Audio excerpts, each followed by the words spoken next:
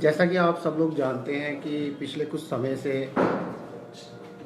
Online helicopter booking fraud जो कि श्री माता वैष्णो देवी की श्राइन के लिए जो हेलीकॉप्टर टिकट्स की बुकिंग होती है वो ऑनलाइन काफ़ी चल रहा था। तो उसमें हमें पिछले कुछ 2-3 महीने में काफ़ी सारी कंप्लेंट्स वर्बली आई, कुछ रिटर्न में भी आई।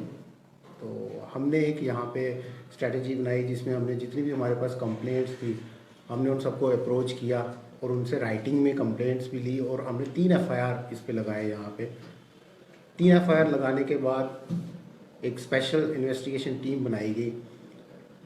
एसडीपीओ कटरा कुलजीत जिसको हेड कर रहे थे, under the supervision of SP Katra Amit Wasim साहब।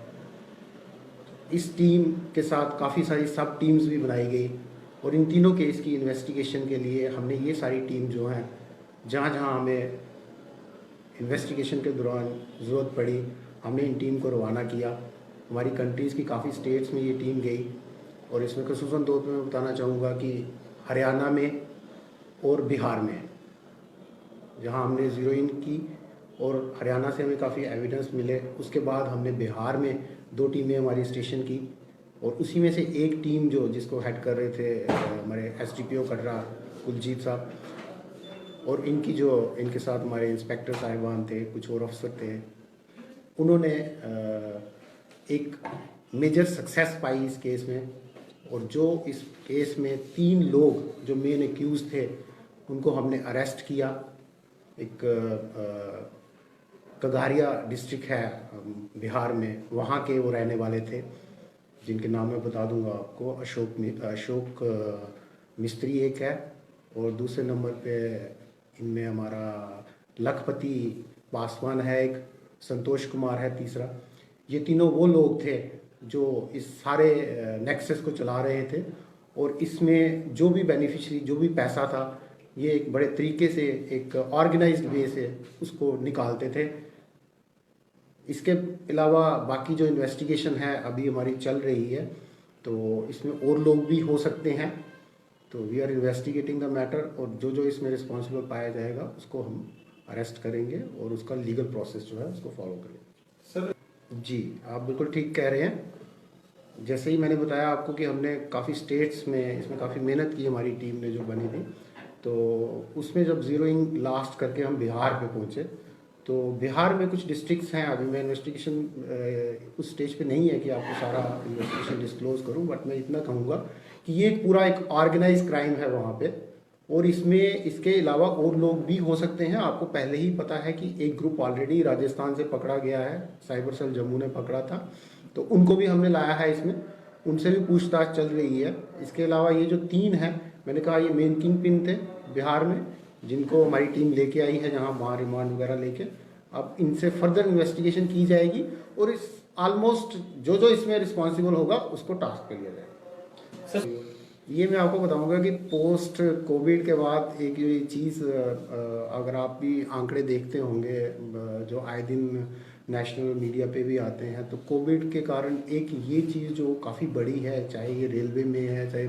जैसे आपने बोला क्रूज़ में है, ऑनलाइन फ्रॉड जो है इसका क्वांटम हमारी कंट्री में बहुत ज़्यादा बढ़ गया है और ये बाकी प्लानर्स पे है। इसमें बेसिकली कुछ रेगुलेशंस हैं, जैसे कुछ बाहर बैठे हुए कंट्रीज़ में अगर ये वहाँ पे साइट्स बनती हैं जहाँ वहाँ की जो रेगुलेशंस हैं, ये तो खैर हमारा इसमें हम जो भी रिकमेंडेशंस होंगे इस केस में हम एक केस स्टडी बना के रिकमेंडेशंस अपनी भेज देंगे आगे कि कहाँ कहाँ रेगुलेशंस की ज़रूरत है, ताकि एक फुल प्रूफ सिस्टम बनाया जाए और ये फ्रॉड जो है इसको रोका जाए, ऑनलाइन फ्रॉड जो है। सर जी ऑब्वियसली इसमें एक्सपर्ट लोग होंगे क्योंकि जो इस टाइप का क्राइम है इसमें एक्सपर्टीज़ की ज़रूरत है।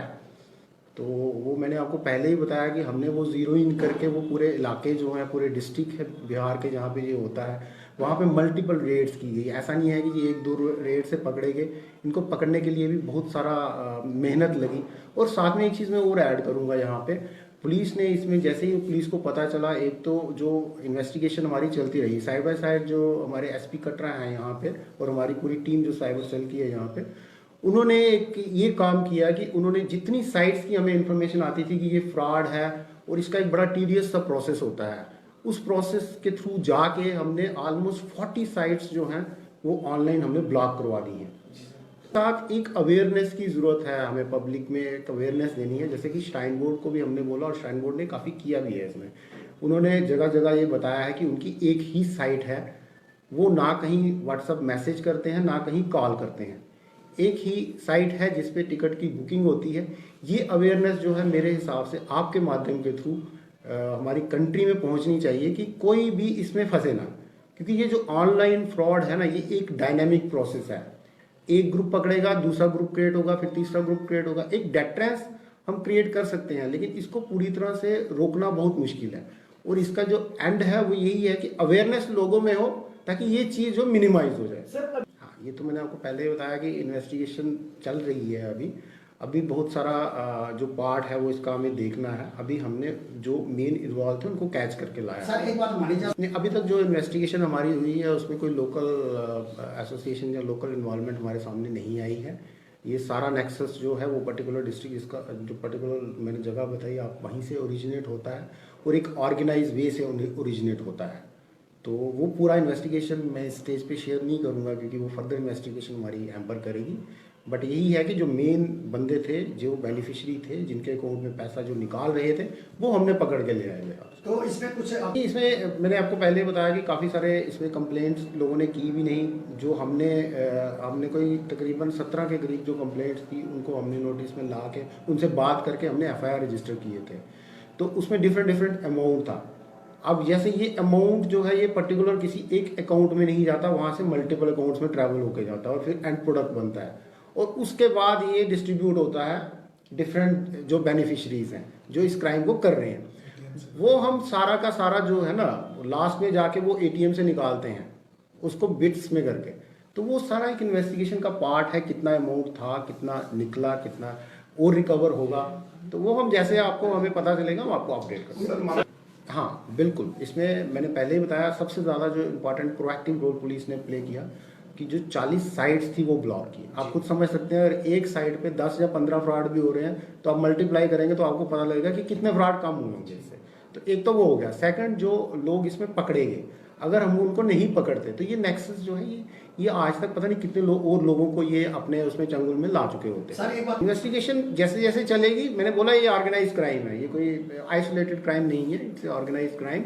इसमें और भी आप ये एक डायनेमिक प्रोसेस है, इसमें और लोग जो भी इन्वॉल्व होंगे उन सबको हम पकड़ेंगे। सर जी, मैंने पहले भी बताया मेरा एक ही मैसेज है सबको, और मैं चाहता हूँ आपके माध्यम से जितना दूर ये मैसेज जा सके उतना अच्छा है। क्योंकि जो लोग फर्स्ट टाइम आते हैं, कंट्री के डिफरेंट पार्ट से आते हैं, at least they must be aware, उनको अवेयर होना पड़ेगा